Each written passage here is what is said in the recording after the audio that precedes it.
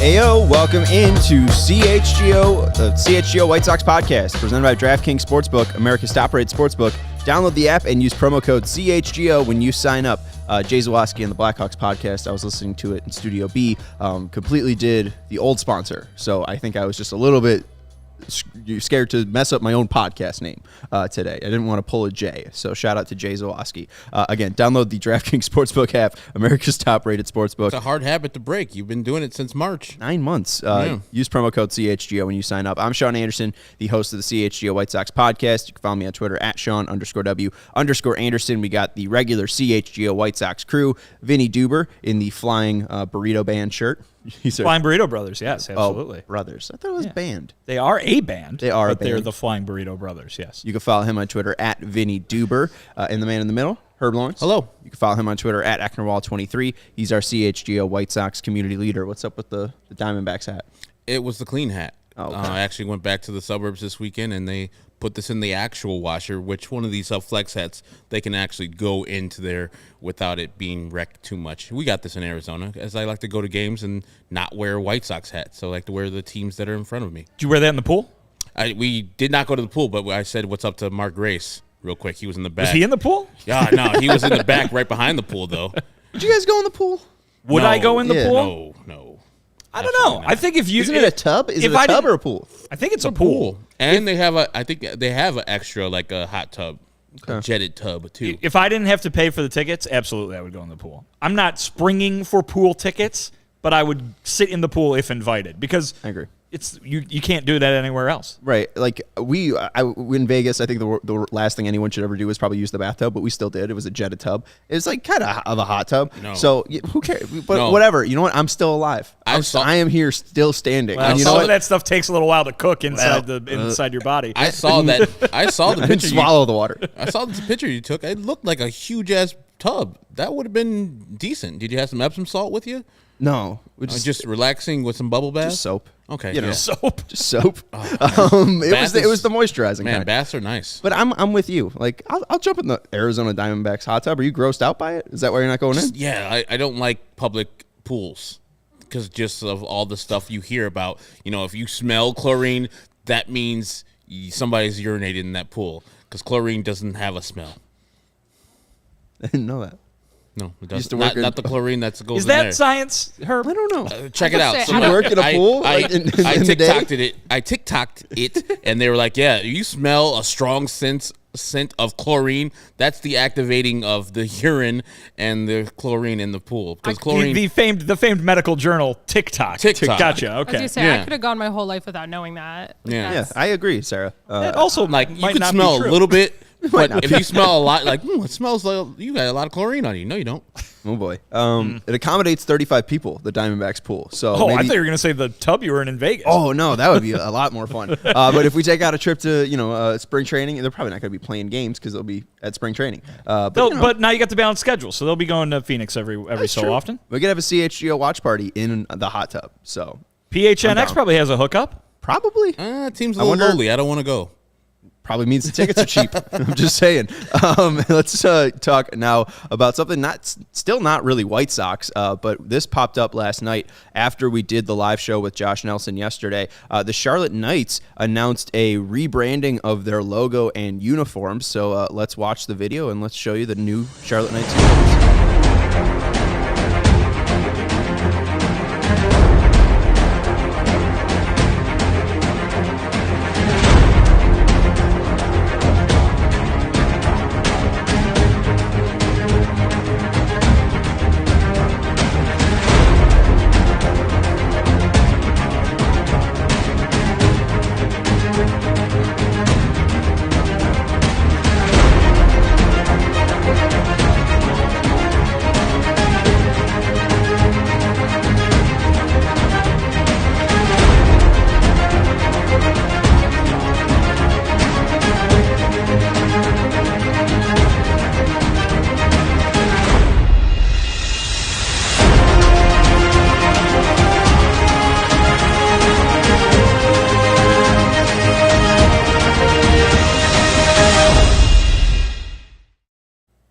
did realize about too long. That video was too long. And I realized about 15 seconds into that video that it's probably not going to work well for the podcast listeners. Oh, yeah. So hope you enjoyed the music, everyone listening tomorrow. Yeah. The Charlotte Knights are turning blue. Yes, they are turning blue. It's kind of like Hornets blue, if you could picture Panthers. that. It's more Panthers. Okay, yeah, Panthers blue. That's good. I like a city with the same type of color scheme all the way through, like Pittsburgh with all their black and yellow there. Yeah. So it's cool. Color upgrade for sure. Mm-hmm. And the best news is they can still rock the night mask after they hit home runs.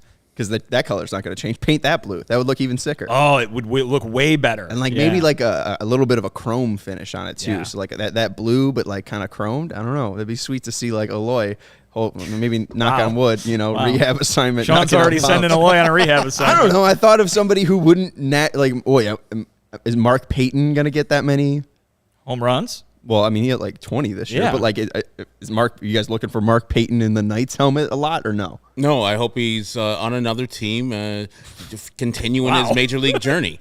Mark Payton do? Mark Payton's like in his late 20s. He's not going to make the White Sox. If he is on the White Sox again next year, I'll be very disappointed because that is a lifelong minor league / major leaguer that's not going to help the White Sox in 2023. I just want him to have success somewhere else because it's not going to be here. All right. As we saw yesterday, Vinnie explained it perfectly. Charlotte's a bandbox, and his home runs he hit there are not real. We saw when he came out to the major leagues, it wasn't really a thing. So I don't think Mark Payton is long for the White Sox future. Played like 6 games. I don't know if he got enough of a run here. Herb has really turned this uniform and logo talk into just bashing on Mark Payton. Sorry, Mark Payton, and your fans are watching. He's not even St. Rita guy. Yeah, he's not even the brother. You're not even the Brother Ice guy in the podcast taking shots at the St. Rita alum. Anyways, the uniforms look great. I like the blue. I think that's all that we could say. HL says reminds me of the old Pelicans colors. I like the Papa color, and I hope the White Sox don't follow suit. I think they should stick with the black and white. Do we think any? Disagree. They need more red. White Sox need more red. Herb's always like the '90s. Like the Frank Thomas debut, like 1991. Which had red in it. Had a little accent of red in it. The Sammy Sosa White Sox days. The cursive Chicago across the chest with the gray uniforms, classic. Just a good look. I think their look right now with their gray uniforms is just bland and garbage. Just add a little red.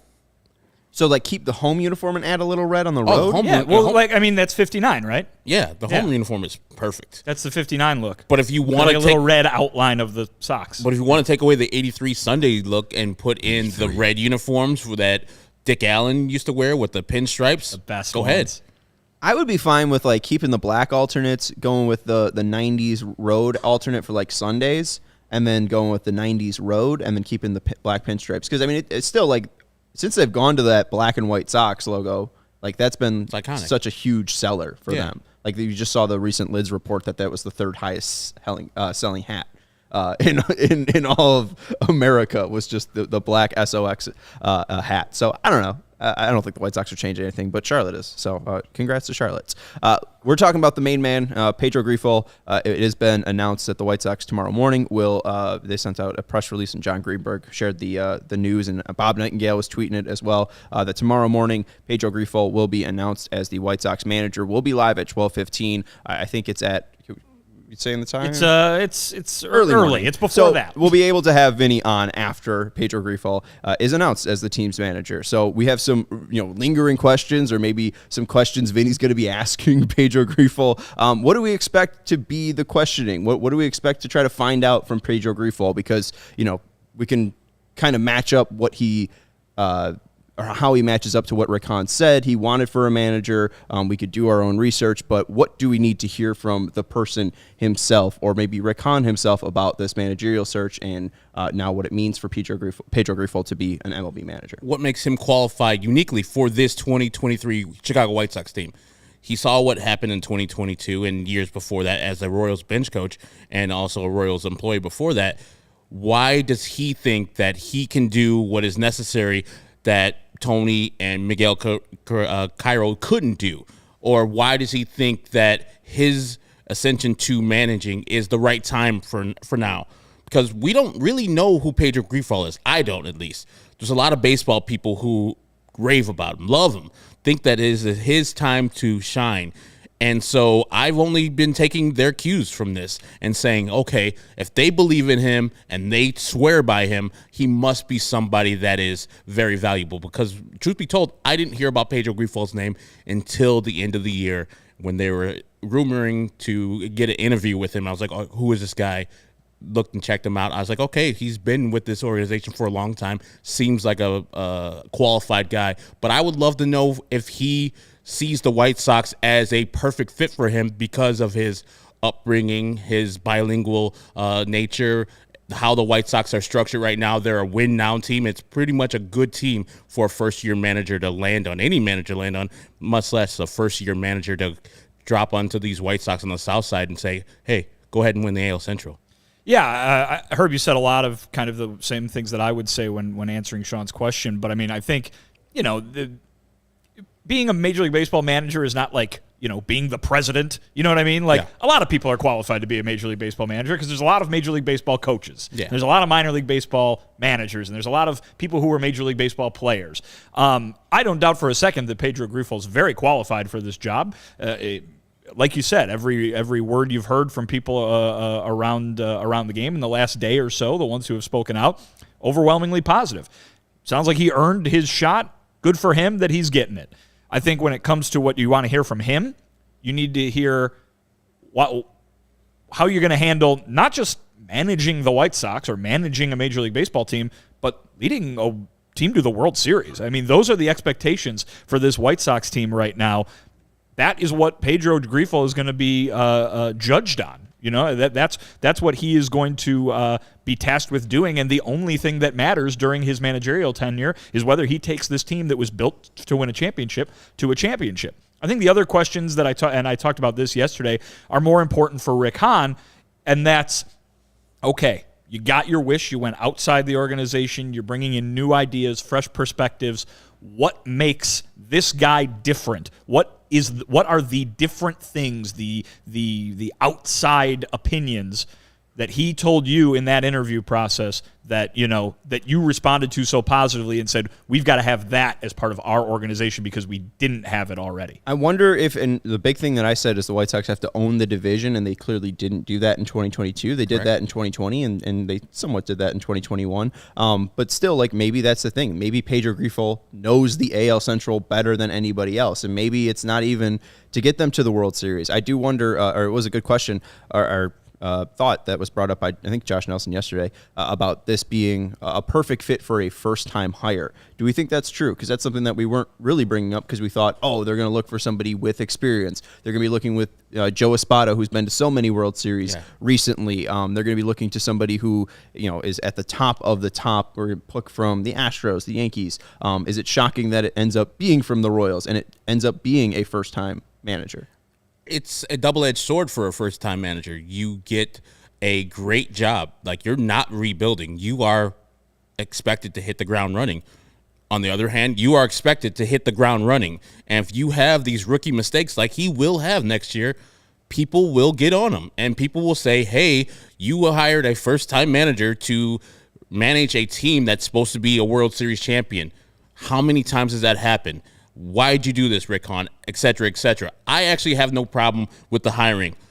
First year managing, however, 20 years, 30, 40-year managing. I ultimately think that managers don't matter that much in wins and losses. And, I can vary with different guys. So ultimately, his job is to manage the clubhouse, manage the players. And all the interviews I've heard, he is a fantastic communicator, a guy that had the analytics in his background, and he understood to Ned Yost, he can't just go up there like X Woba, X Bacon, this, that, and the other. He's got to say to Ned in his language, hey, this is what analytics mean in your world and how you would understand it. This is how it's going to help our team out. That's very valuable. I hope he brings that type of mentality to the White Sox, who are stuck in an older school mentality with Tony La Russa and Miguel Cairo before him, and then Ricky Renteria before that. They're still not really up to speed with Major League Baseball. It seems like Pedro Grifol and the Royals were, so that's going to be a good thing for a first-year manager to run into with an experienced team that's ready to win. Yeah. No, go ahead. I'm just saying, I really don't think it matters first-time manager or not. Mm-hmm. I mean, people wanted Tony La Russa out the door, before he even got the job. Immediately, yes. Tony La Russa, the one thing that you couldn't argue with that hire is that he knew what it took to win the World Series. He knows what it takes to lead teams to the World Series. You could certainly argue that maybe he didn't have the ability to do that in the modern game, in today's game. But as many complaints as there were from the second Tony La Russa was reported to even be in the running for the job in 2020, the only thing that you could turn to as the no doubt slam dunk positive was, well, he's done this before. Mm-hmm. He knows how to do it as well as anybody else has ever known how to do it, and it didn't work. Right. So I think if you're saying, well, the guy who should have been hired needed to have this experience, you just had the guy with with as much championship experience as anybody around, and it did not work at all. Well, I wonder, couldn't you argue if Pedro Grifol has the experience or knows the experience how to get a team to get to where the Sox want to go and get a World Series ring? Because if we're looking for a team with postseason success, the Royals definitely have more than the White Sox. The Royals during Grifol's time won 6 postseason series: the 2014 Wild Card, the 2014 ALDS, and the 2014 ALCS, and they won the 2015 ALDS, ALCS, and World Series. The White Sox, as a franchise, have won 5 postseason series: the 2005 ALDS, ALCS, and World Series, the 1917 World Series, and 1906 World Series. So he's got some skids on the wall, more than any of anyone with White Sox DNA has. Why do you got to bring us down, Sean? Well, if we're looking for somebody with postseason success, he has postseason success. That's White Sox terrible. fans should be excited that guy has that success. And I think that you brought up, he has more recent success than Bruce Bochy. He has more recent success or close to Joe Madden's success in 2016. Like, should you be that upset with the guy? Again, it's first of all, it's how recent do you consider recent? I mean, I think I brought up, before this news came out, when we were talking about managerial hires, I was talking about someone who won the World Series. Maybe it was Grifol as part of that staff in 2015, and Herb was like, that's a pretty long time ago, and I mean, it's just 7 years ago, right? I mean, people were banging the drum for Ozzie, and he hasn't, and he won his World Series 17 years ago. So, again, it should be noted, Pedro Grifol was not the manager of a World Series winning team. He was just part of the coaching staff, but certainly everyone who was hoping for Joe Espada was talking about the being a part of a championship staff. The new White Sox manager has that part of their resume as well. Absolutely. We got some super chats that we want to get to. You mentioned Tony La Russa about first-time hires, and Jack Kwiatkowski with the $2 super chat. Thank you very much, Jack. There's no way it could get worse than Tony. You said Tony, and that super chat popped up. So I'm just saying that you just kind of summoned the word. People aren't over it yet. Apparently, there's still. Are we going to get fire Tony chance on opening day, even though he's no longer the manager? I guarantee it. I guarantee one of these times next year we're going to get a obligatory fire Tony, and it's going to go throughout the stadium. But I hope it's when the White Sox are winning 16-0. Yes, I guarantee it. They're going to be 16-0. Yeah, if they're really kicking the hell out of the Royals or something. 16-0. Home runs are back, baby. Pedro Grifol's in the Pedro's chair. Pedro's like, hey, hit home runs. Hey, good, thank you. They won that one where Elvis Andrus hit that one home run off that one pitcher. It was 11-0. It was the Twins, right? Didn't they kick the Twins in the teeth? Yeah. So even this bad middling White Sox team won 16-0. There was the other super chat from our guy Baseball Tossed. He said, "Missed you guys, and we missed you too." Baseball Tossed. He said, "Who will be the hitting coach?" And I'm sad that Boston won't be back. There is reports from Matt Spiegel saying that Joe McEwing and Darryl Boston will not be back. And then on the note of hitting coach, there have been a couple reports saying that Frank Aquino won't be back. Daryl Van Schouwen did say that Charlie Montoyo will be Grifol's bench coach, kind of double confirming Dan Bernstein's report. And then pitching coach Ethan Katz and bullpen coach Kurt Hassler are also reported staying on staff. So the two that are staying, Katz and Hassler. Charlie Montoyo will be joining the bench. And then what was the other one as well? That Boston and McEwing are gone. So any thoughts here on hitting coach, where they might go, first base or third base coach, where they might go? No, I don't have any thoughts on who he's going to be picking, but I hope it's his decision. Pedro Grifol's decision with counsel from Rick and, of course, Kenny and Jerry. But ultimately, you have to be confident with the people you're going to have to work with. And so through his years of playing baseball in the minors, coaching baseball, I'm sure he's met a lot of people who are qualified for those jobs and people who are on other teams that maybe are understaffed or underlooked or overlooked, and they can pick them over to the White Sox. Daryl Boston and Joe McEwing, probably great guys, awesome guys. But what did they do? They really struggled this year. Daryl Boston is responsible for outfield, and the outfield defense was terrible. You could say there's first baseman out there, but he's got to coach him up. He's got to coach them up to be better than they were. Well, but even then, there was issues with Andrew Vaughn and Gavin Sheets communicating, but there was also issues with A.J. Pollock and Luis Robert communicating. Yeah. Even the outfielders in general just had a lot of issues where they were colliding. Yeah, and a first base coach, for me, it's really a job just to be on the team. We had Harold Baines there forever. Harold doesn't say a word or 2 words. So him saying back or steal or come on back is like the most you're going to get. So first base coach, really negligible. It doesn't really matter to me. Third base coach is very valuable. You need to understand situation, time, who's up next, arms in the outfield. So Joe McEwing last year failed. I don't know what he did the year before, but he really helped Tim Anderson get his footwork together when he was really struggling with errors. Now, this year, notwithstanding, Tim fell back a little bit, but Joe had a value. He had a skill that was doing well up until this year. And so I'm not sad that these 2 guys are gone. They'll find jobs somewhere else in the major leagues. And I don't know who they're going to get for a third base coach, but I want a person that is erring on the side of aggression with this team and erring on the side of, hey, let them throw us out. Because I feel that the White Sox with Pedro Grifol coming over from the Kansas City Royals, who are very aggressive, first to third all the time, have fast guys, I think that mentality will be brought over to the South Side, and I want to see that. I want to see guys going for runs where you got to throw them out instead of Joe McEwing getting people thrown out like Yasmani Grandal by 5 to 10 feet. So, yeah. It was one time. But one time is way too much. Yaz was feeling good that day. Yasmani Grandal. He was feeling great. A little faster than I am. Looser than a goose. He's slightly faster than I am. But those guys will find jobs, and I don't know who the White Sox are going to bring up. I hope that it's all Pedro Grifol's choice, because I don't want just people they just bring up the chain like a Nicky Delmonico or whatever, that Justin Jershely.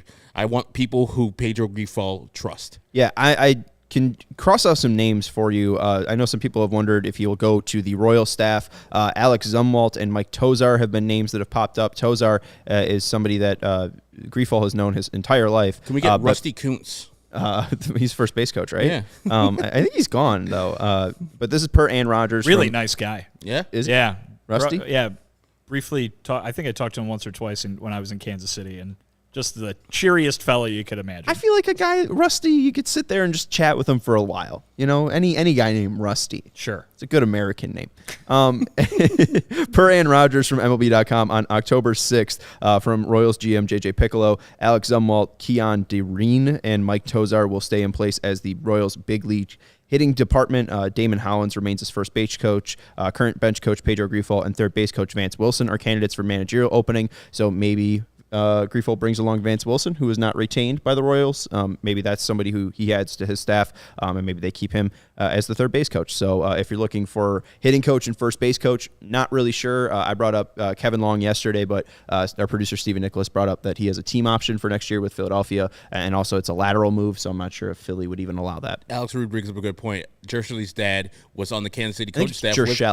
Justin Jershel. It's Jershely. Is it Jershely? Yes. Okay, I'm wrong. Sweet. Coach staff with Grifol, so that could actually be a Pedro hiring. So, hey, if it is, cool. But Rusty Kuntz would be my guy. All right. Just for the name only. Get a Kuntz jersey. White Sox. Oh, he played for the White Sox, didn't he? I believe so. Yeah, I believe he did. But yeah, I mean, listen, Herb, you brought it up there. You touched on it quite a bit there, and I think that it's important for folks to remember. Obviously, people are watching the games, and they see the third base coach doing third base coach stuff. Most of that time, at least in the case of Joe McEwing, he was not standing around during batting practice practicing third base coaching. He was coaching the infield, and that both the first base and the third base coach on the White Sox, and I believe is the case for most every other major league team, have other responsibilities, and those responsibilities actually are a bit more integral in terms of getting the players ready to play every single play. Obviously, people are going to want their third base coach to not screw up. That makes plenty of sense. But when you talk about who's going to be the third base coach, let's look around the league at third base coach stats and that kind of thing. No, they need to find some guys that can coach up the defense, get people set where they need to be. Obviously, that's going to be a lot easier to do now that there's no shift. But, coaching infield, you brought up the successes that Joe McEwing had coaching Tim Anderson, was working with Yohan Moncada all the time as well. Hitting fungos to Jose Abreu when Jose Abreu would play shortstop during batting practice every day.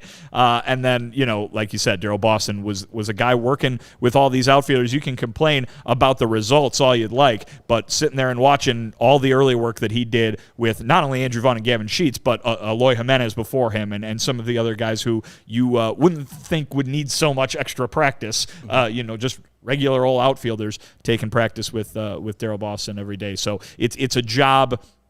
Both of those jobs are jobs that don't necessarily real thankless. What's that? Thankless. Well, I'm just saying I don't think people think of those two guys as having the infield and outfield jobs. They think of them being the first and third base coach. Yeah. And I think members of the coaching staff are assigned those positions probably after the fact. I gotcha. And we do have another super chat from our guy Baseball Tossed. He asked about Oscar Colas. Sarah, could you pull that up? I can't see it. Sorry. Will Colas be a star and be on the team day one? What is the expectation for Colas? We really didn't get to that part of the offseason plan with Josh Nelson yesterday. But do they add him to right field? Has he done enough? Because he got promoted from, Project Birmingham, up to Charlotte and did well up in Charlotte for about the 10 games he played up there. I want him to be in the minor leagues the whole year in 2023, unless he is just that dude where he's crushing down in the minor leagues. And Vinny says yesterday, I think you said that Charlotte's a bandbox, so we'll be looking more at the road splits for Oscar Colas to see exactly what he's doing. I know he's an older prospect, so he's not like a 22-year-old. Was he 25 now? So he's a little bit more seasoned. But he's 24, turned 24 on September 17th. Yeah, so it'll be 24 all next year during the season. I think that you just sit him down in the minor leagues until he proves otherwise that he is ready for the major leagues. You don't give him a promotion out of spring training. He's only been in 2 years of minor league baseball right now in the United States. No, one. This was one. So 117 games. 895 OPS in 7 games in Charlotte, 1069 OPS. Yeah, I need more at bats. I need failure. I need him to see that he's struggling and adjusting the pitchers, and then how does he battle back from that? Because the last thing you want is that guy to come up in April and then just fall off the table in May and have to be sent back down. You want a complete and ready, developed player when he comes up to the major leagues. Now, if he shows that in the spring training, he's the best player by far, and he's a major league player at that time, I have no problem bringing him up. But for the most part, if he's just a regular guy that looks good in spring training, send him down to AAA and see a whole year of seasoning gets for him. I think the best answer to that question is the White Sox should not spend this offseason planning on him being their opening day right fielder. I completely agree with what Herb said, and I wouldn't be surprised to hear the White Sox say a very similar thing, which is, listen, it was nice if we gave him the reward at the end of the season, promoting him to AAA after what he did throughout the course of his first year in the minors, but they want to see a lot more from him probably when it comes to hitting AAA pitching, which is famously not as good as AA pitching, but they want to make him go ahead and handle. They want to see him handle minor league baseball a little bit more before throwing him in the deep end of the pool. You got to remember too where the White Sox are. This is a win now team. They're building a team. They're building a roster for 2023 to compete for a World Series, and if you throw a big old question mark out there as in right field and say, all right, kid, go get him. That is a big risk to take when you can install far more of a sure thing there, even if it might not have the ceiling that a guy like Colas could have. Just to play devil's advocate here, just to play the counterpoint, in 2019 when he was in Japan, he played in the Japan West League for SoftBank, and it played for different levels of SoftBank in Santiago de Cuba as well in the Cuban League. But in his kind of minor league Japan West series, he had a difference of 4.4 years. So he was still 19 years old and 4.4 years younger than the difference. In the Cuban League, he was 9 years younger than the average. And then in the Japan Pro League, he was about 8 years younger than the difference. In Charlotte, 3-year difference. Birmingham, a 1-year difference. And you see the 526 at-bats this year, an 895 OPS. Double-A, he had a 928 OPS, and in those 385 at-bats in Japan, where he was, around the same difference of about 4 to 5 years, an 848 OPS. So he's a hitter. Well, and that's the reason I answered the question the way I did, because I think it's more the planning is the area where you got to take more caution, because you're right, there is the chance that the guy's just going to be good, and he is going to be the guy that you want in right field for the bulk of the 2023 season. But I think that you need to plan for all plan for all possible outcomes, or both possible outcomes, the one that he's ready and the one that he isn't. And if you plan only for him being ready and say, we expect him to tear the cover off of the Cactus League, we expect him to be the guy in right field come opening day, and then he isn't, then what are you doing? What is your backup plan?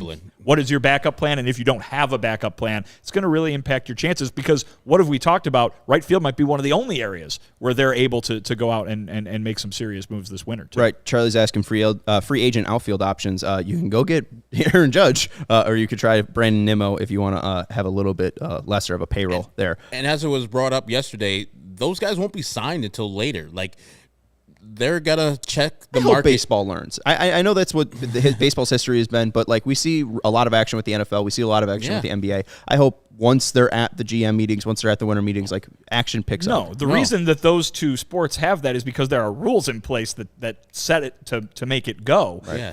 Baseball teams have no incentive to go early, because they can get guys at great discounts later in the year. They're playing a game of chicken, basically, with the odds pretty well in the team's favor, because they're the ones that employ these guys. You've seen that those guys, Aaron Judge is going to get an absolute boatload of money. We don't have to worry about Aaron Judge. But the longer Aaron Judge goes, the middle tier of that free agent system gets really kind of screwed over in many cases and have to take big pay cuts to what they were getting a few years back, because major league teams can go out and get the third tier of those guys who produce only a little bit less, or maybe they get 2 third-tier guys as the same price as 1 second-tier guy, and they get the same production. And I'm not sure who Nimmo's agent is, but I'm sure he's, as Josh said, waiting for Aaron Judge to set the market, see what that market's at, and then plan accordingly. So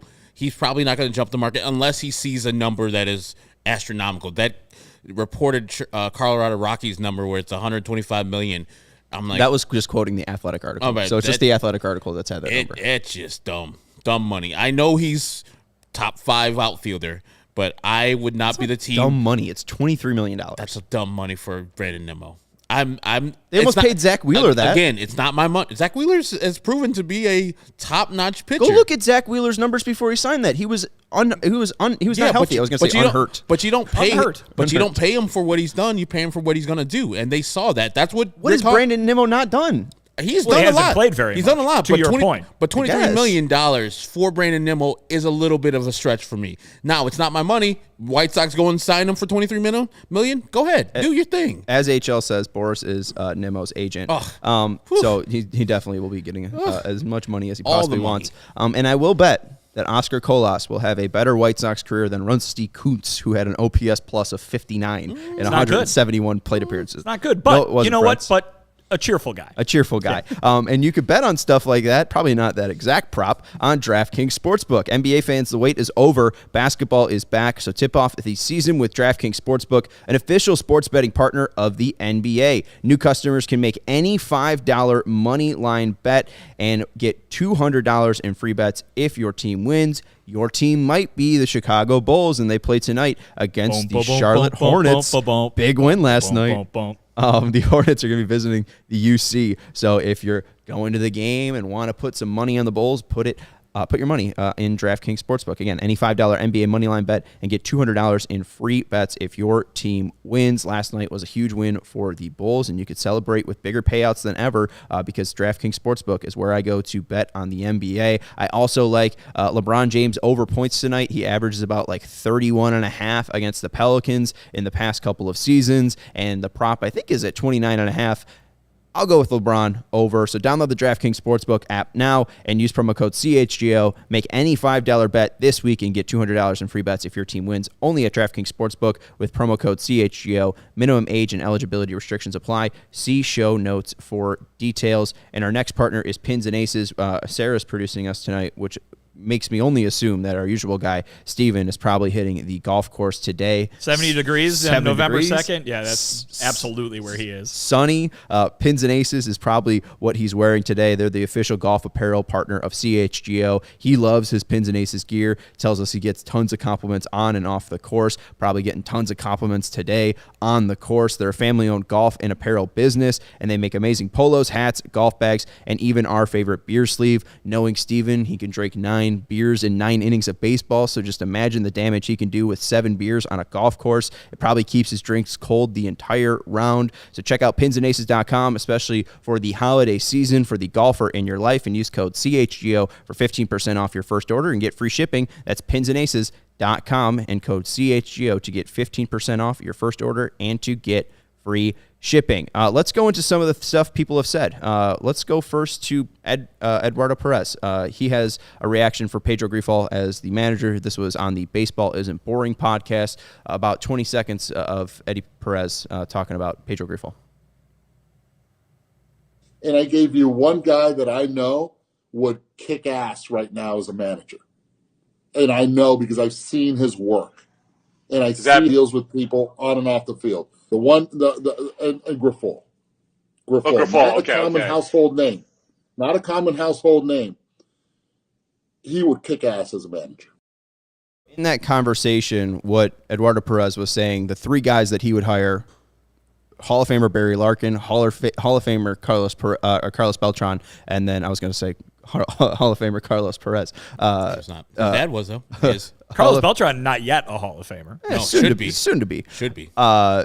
Barry Larkin, Carlos Beltran, and Pedro Grifol. Also, he said the name a little bit differently there, but Grifol. And he's known him. We're going to find out tomorrow. Yes, we will. But he's known Grifol for a long time, so maybe he knows how to say his last name. Eduardo Perez and Pedro were the ring bearer at a wedding in their Florida State Seminole jerseys. Uniforms. Yeah, I think Chip Baker has to be a part of the FSU baseball program, but ring bearers at the wedding. So I don't know. Interesting endorsement there from Eddie Perez. Could he be the hitting coach? Picture? Tallahassee.com. Wow. Shout out Alex Rude. You're out here deep. Hey, I'm trying. I got here at 2 p.m. putting in the work, friends. Searching through microfilm and microfiche. Microfiche. Yeah. I was looking up if Eddie Perez could be the next hitting coach of the Sox. I know that. I don't know if you brought it up, but from time to time, people bring up that Eduardo Perez should be a major league manager. He would be very, very valuable as a person in the dugout. But if he says, hey, this guy, along with Hall of Famer Barry Larkin and future Hall of Famer Carlos Beltran, would be great guys, would be great guys. Would you cover him in Kansas? No, you're not that old.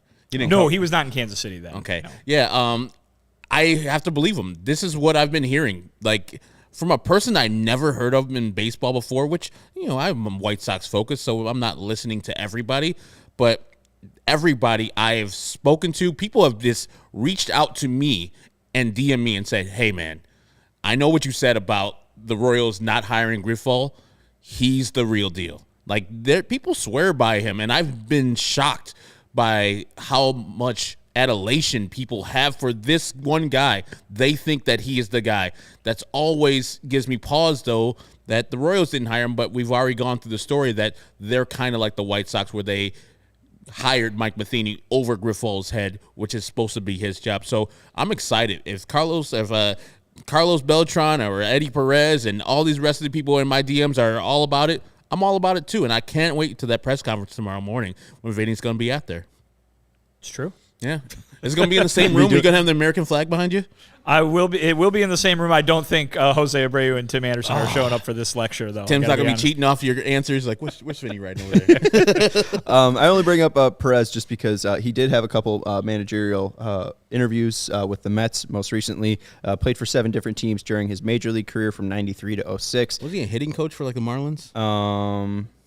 Yep, I was just getting to that. Since retiring, Perez has managed in Puerto Rico, where he was named the 2008 Manager of the Year, managed Colombia in the 2013 World Baseball Classic, served as the hitting coach for the Marlins in 2011 to 2012, and as bench coach for the Astros in 2013. So he has some prior experience, and maybe he would want to get back into the game. We did ask our fans, too. 500 people on Twitter responded how they're feeling about Grifol as the next manager. 75% say thumbs up. 25% say thumbs down, and the only comments that were kind of like, were just like, I'm just kind of or who is this? Well, you didn't give an option there. I think if you gave an option, would have won. Yeah. That would be my thought. But it's still like positive. I don't know. No, listen, I think you see a lot of words, not exciting, uninspiring, uninteresting kind of thing like that. I don't think anybody needs to feel excitement over this managerial hire, but there's no reason for them to feel like really mad either, right? Because maybe tomorrow changes some people's minds. Maybe he comes out and has a really, wins the press conference, as people like to say, and gets some folks revved up for what he could do in that manager job. But right now, there's no real need for you to be excited. He's the manager. And if they start winning, you'll probably be excited. Right. And you'll be more excited if they sign Colton Wong or Brandon Nimmo. And I think that it's good that it is not of White Sox DNA, but I don't think the White Sox necessarily strayed away from that. You see the 4-hour interview plus with Ozzie Guillen. They really considered him as an option, a viable option. So I like that they hired somebody that is not of White Sox, but they didn't just avoid White Sox people just because they didn't want to go down that road. And they hire who they think is the best candidate for this job. So if they believe that, and many people around baseball believe that, there's no reason for any fan to dread this or to think that this is not a good move. And who are the two teams that have had the most success in the AL Central? It's Cleveland or it's Kansas City, at least recently. I mean, Minnesota in there too. Their last World Series was 1991. Kansas City won the World Series. Right. And Cleveland hasn't, but they've gone to the World Series, won a couple divisions, have been in the playoffs, just gotten to the playoffs. So I would say the two teams that have done the best are Kansas City and Cleveland. So if you're trying to win a World Series in this division, pick from that tree. I don't think it's that bad. And a guy who comes from that tree, George Brett, who worked with Grifol as hitting coach in 2013 as the Royals manager, and he was on the Parkins and Spiegel show on 670 The Score yesterday, and he said, quote, "He's a brilliant man and a good evaluator of talent.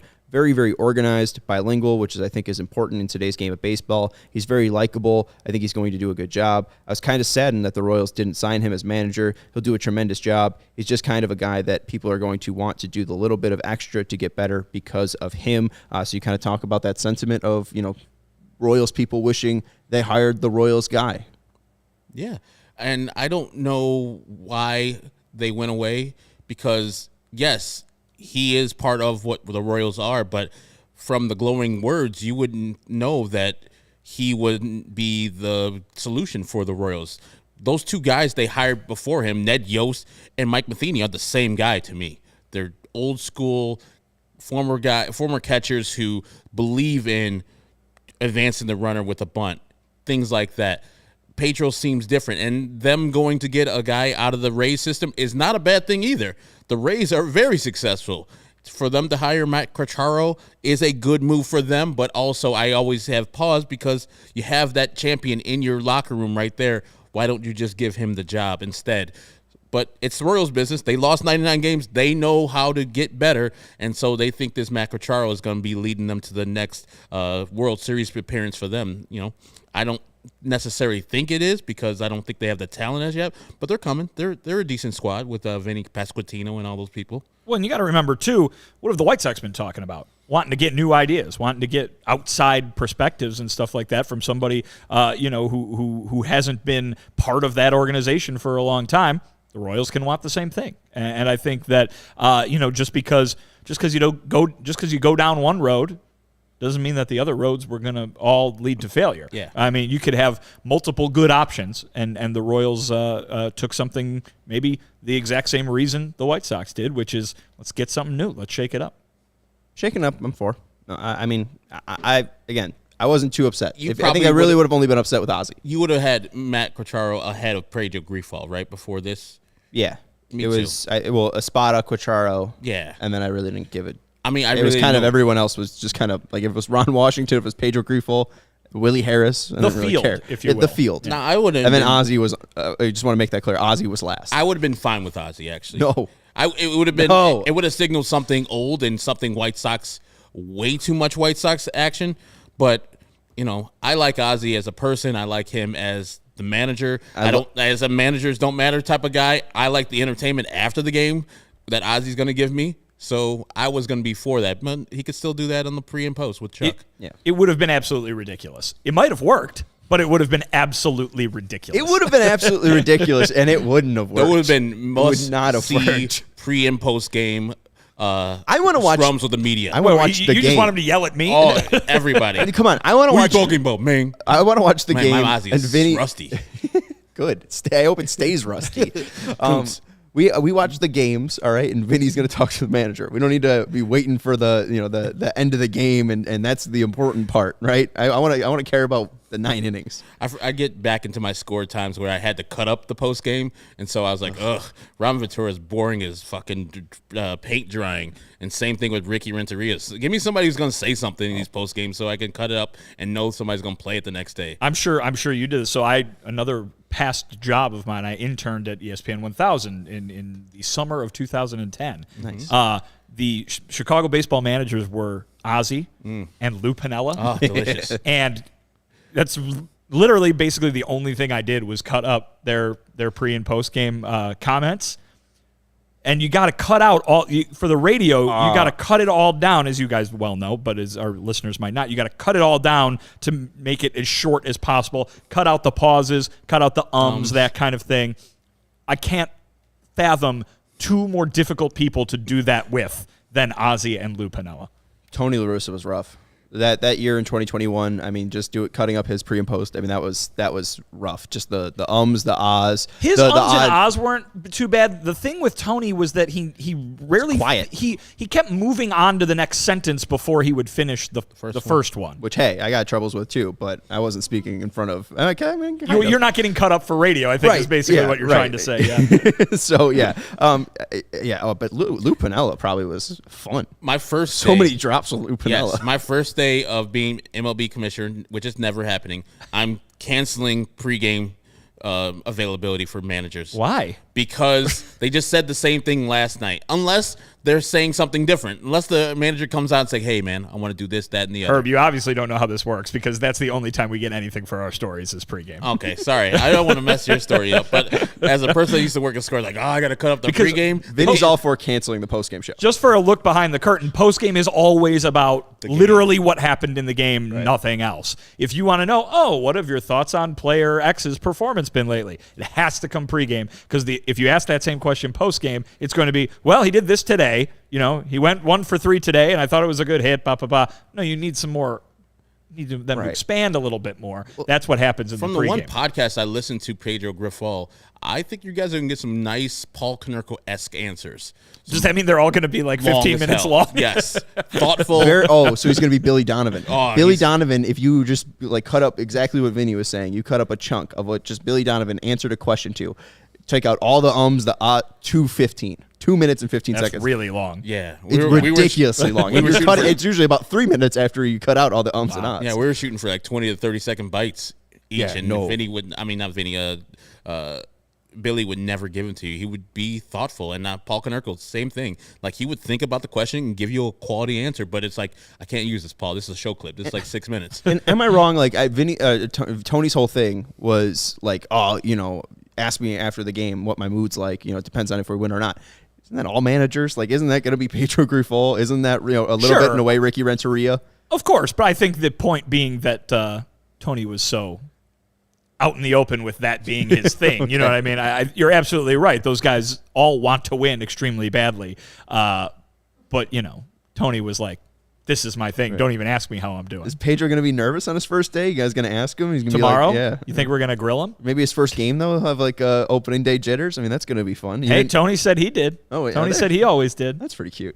Welcome into the CHGO White Sox podcast presented by DraftKings Sportsbook, America's top-rated sportsbook. There isn't really a raid for the pick of the week, so I just kind of welcome you back in. Download the app today and use promo code CHGO I did when that you sign What up. a reset. A nice reset, too. Just a little reset for you guys. Last week, I was like, I don't don't know where the pick of the week is, and I just made my pick of the week. Yeah, well, here's my pick of the week. It's kind of the pick of today in Game 4 of the Phillies-Astros series. Yesterday was very, very interesting with all the Lance McCullers stuff. Was he or was he not tipping? He was.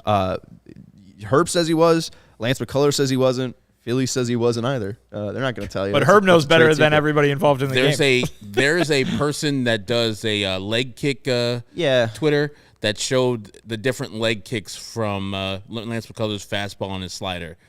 But also, like, there was another side-by-side where it was the Hoskins at-bat where he ends up hitting the slider to make it, 6-0, and, like, all the leg kicks are the same on the slider, the changeup. Yeah, people told him then. They probably saw a video of Bryce Harper telling Baum that, hey, it was the same inning. You see this? No, Baum was like the third inning. Well, then he was tipping his pitches to Schwarber the at-bat before because Schwarber hit it 443 feet. I'm sorry, I have not been paying attention because you just said something. There's someone who does leg kick Twitter? Yeah. Yes. That's a thing? Leg kick Twitter? It's like, I forgot what it's specifically what it is. But it's a guy that's just looking at just leg kicks. Leg kicks specifically and to see if you can get anything from these leg kicks.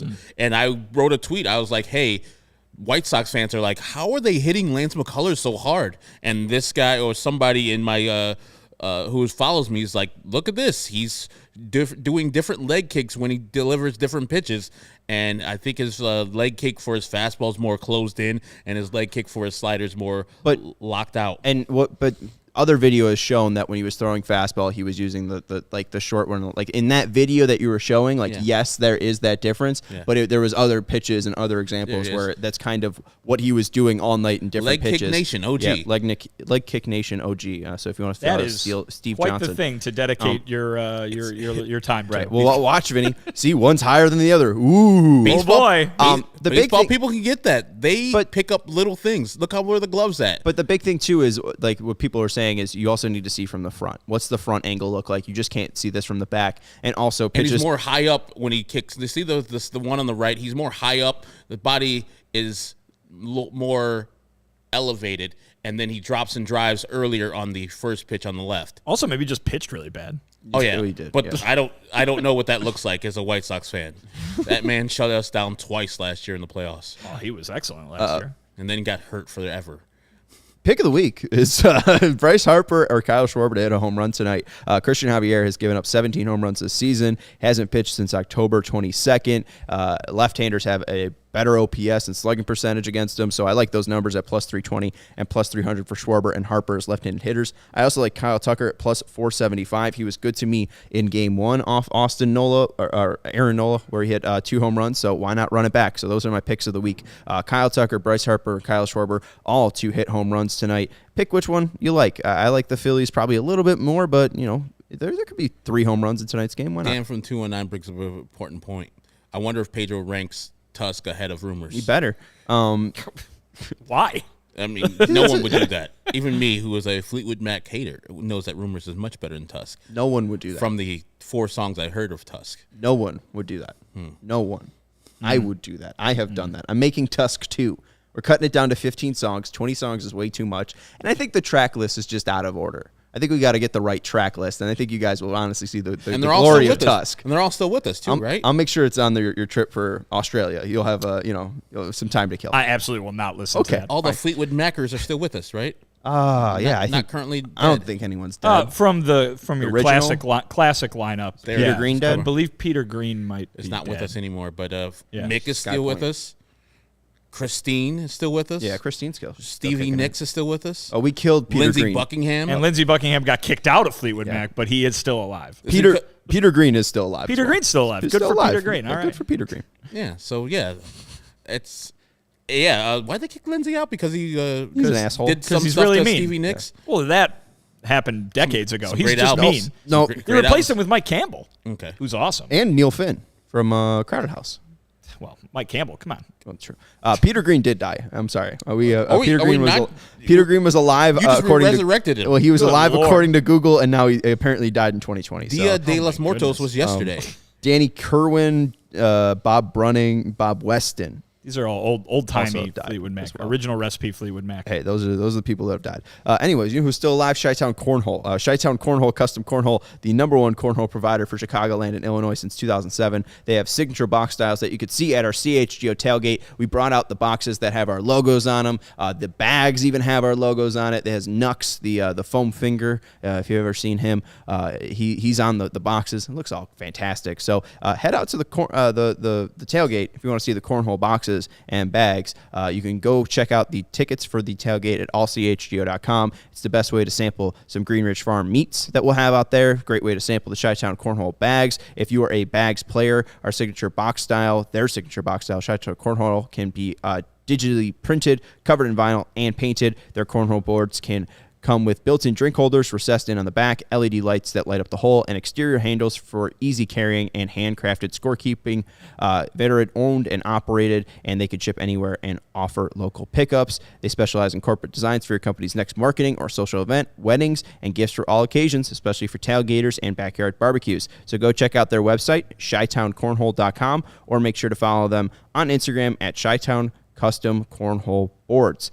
Let's get into the other person that talked about our good friend Pedro Grifol, and that is Lance Lynn. Lance Lynn is the first White Sox player to talk about Pedro Grifol being the hire, and he joined, again, Parkins and Spiegel on 670 The Score, and said, quote, "I'm looking forward to it. Whenever you get a new manager, unfortunately that means something didn't go right along those lines. I've known him for a bit. I got a chance to talk to him today, so I'm really looking forward to what he's able to bring to the table, how he's going to lead us, and the thing that he's capable of for our group, and making sure we're better than we were last year. I've heard a lot of good things. A lot of people are texting me, calling me today, telling me that I'll enjoy him, and that he brings a lot of energy, and that things that bring winning baseball to a team. So I'm looking forward to that. He's a very good communicator. He's very good at getting to know people on a personal level, and when you're able to do that as a manager, you can figure out what buttons you can push on each guy to make them as best as they can be for the club. You mentioned in your article before Pedro was hired, that might be something that the White Sox will love about him, and you mentioned the Elvis Andrus quote about him being a good communicator, something that Lance Lynn likes. Yeah, I mean, listen, it goes beyond, I think you brought up George Brett saying that, he's bilingual and that's important for today's game. Yeah, it's been important for Especially decades. for the White Sox. It's been important for decades at this point. We're beyond that. Tony La Russa is bilingual. He was speaking Spanish to guys in the White Sox clubhouse all the time. It goes beyond just talking. And obviously being bilingual is good. You would rather have that than someone who is not. But it goes beyond just being able to verbally communicate with somebody. And, Pedro Grifol, because of his background, perhaps is easier to understand and relate to some of the White Sox players who have similar backgrounds or ones that differed greatly from Tony La Russa's, for example. Being able to forge those relationships, being able to talk to guys on a variety of levels and relate to them on a variety of levels, that's what it means when you're described as a good communicator. I'm not saying everybody can talk, but it's got to be more than just talking. So that's the thing that you would hope if you're a White Sox player. People mean when they say Pedro Grifol is a very good communicator. It can't help but be a plus for what the White Sox are trying to accomplish. And, talk about guys that had really bad seasons last year and need to turn things around, not just statistically, not just on the field, but mentally and emotionally. You have to be able to get on that level with guys. And hopefully that's what the White Sox saw for their sake when they interviewed Pedro. Yeah, I think that, speaking the language is very vital, but I think he is a person that needs to understand the man, the person that's in the uniform, and understand that you can't treat Yoan Moncada the same way you treat Eloy Jimenez. They're two different personalities. You don't know how to get the best out of them until you actually speak to them, until you actually meet them, understand where they come from. And with Yoan Moncada, Grifol is a Cuban-American, maybe understands where Cuban-born Yoan Moncada is coming from. Hey, I've been there. I've seen this, et cetera, et cetera. I can explain this in your own dialect, in your own words. And then with Eloy, hey, man, say something different because he's more of a happy, fun-loving type of guy. You can't be hammer to everybody or pal to everybody. You got to be different. And I hope that through his years of baseball, he understands that you can't have a all-encompassing approach to 26 different people and 28 when you start the season. He showed up to a wedding in a baseball uniform. He's a baseball guy. Yeah. Baseball lifer. But yeah, you're absolutely right, Harbin. Liam Hendricks talked about that very thing at the end of the season when he said, listen, some guys are just jacked up on confidence and need the manager to tell them, all right, man, dial it back a bit. And some guys are in their own head for whatever reason, and they need somebody to get in there and pump them up. I mean, we heard how important it was during the 2021 season, how Tim Anderson just injected confidence into Billy Hamilton. Correct. And Billy Hamilton felt like a different person than he had been in years past and raved about the way, Billy Hamilton didn't hit dramatically different than he did in all his other years in Major League Baseball, but he felt different, and that was Tim Anderson's doing, a teammate's doing. The manager should be able to have a similar effect, and not just on one guy, but on a variety of guys and for a variety of reasons. I mean, he had a negative OPS plus this year and was a 66 with the White Sox, so different. I mean, pretty good. This is Billy Hamilton we're Billy talking Hamilton. about. Billy's a hitter. OPS plus of 66 is not pretty good. No, with the White Sox. Right, that's bad. But this year it was minus 43. Well, that's way worse. Yeah, so he was way better. That confidence from Tim Anderson was worth a whole 100 points. Also, just to bring up Carlos Beltran as a Hall of Famer, there are 4 players in MLB history to have a wins above replacement above 70, 300 stolen bases, and 300 home runs. Do you want to name those people? You could. Willie Mays. Yep. Hank Aaron. No. Ricky Henderson. No. Lou Brock. No. Alex Rodriguez, Barry Bonds, and Carlos Beltran. All right, so only one of those are in the Hall of Fame. Yeah, but for certain reasons. Yeah. Some of them are steroids. Anyways, we bring up Lance Lynn. Let's grade Lance Lynn because Lance Lynn is a good communicator as well. Had an interesting season because he started off the year injured. For results, we're giving him a B- for stuff and command. We're giving a B+. Overall, a B+.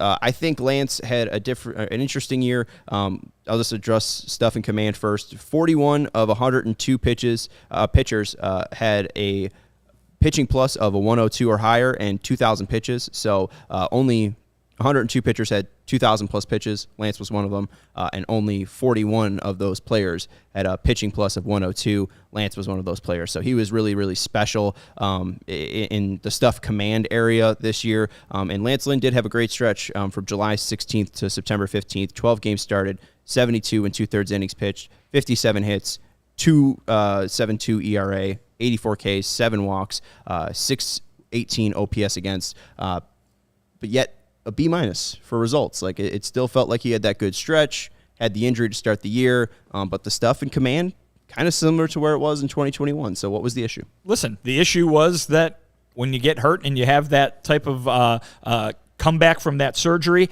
and it impacts your spring training, it's going to take you a long time to get back on track. And that's what happened. Took Lance Lynn 2 months to get back on track. And for those 2 months, he was not very good, and the results were not very good.